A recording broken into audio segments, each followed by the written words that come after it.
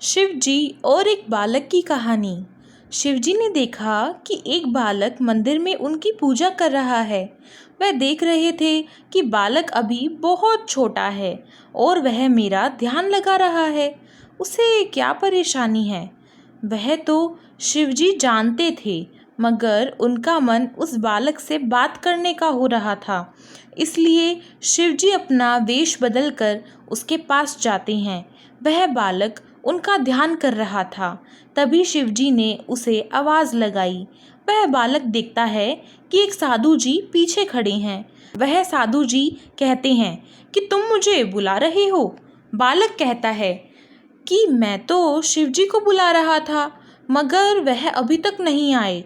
यह सुनकर साधु जी कहते हैं कि तुम्हें क्या परेशानी है? वह बालक कहता है कि मेरी माता की तबीयत बहुत खराब है, वह ठीक नहीं हो रही है। मैं शिवजी से यही कह रहा था कि उनकी तबीयत को ठीक कर दो, मगर वह तो मेरे सामने नहीं आ रही हैं।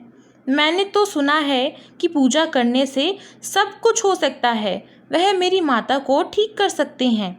उस बालक की बात सुनकर शिवजी प्रसन्न होते हैं, क्योंकि उन्हें पता है कि वह बालक सच कह रहा है। शिवजी कहते हैं कि तुम्हें घर जाना चाहिए, तुम्हारी माता ठीक हो गई हैं। यह सुनकर बालक खुश हो जाता है। वह कहता है कि शिवजी ने मेरी माता को ठीक कर दिया है। वह बालक घर चला जाता है। जब वह घर जाता है तो माता ठीक हो गई थी।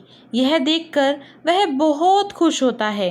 वह अपनी माता से कहता है कि मैं हर रोज़ मंदिर जाकर पूजा करता था, इसलिए शिवजी ने मेरी बात मान ली।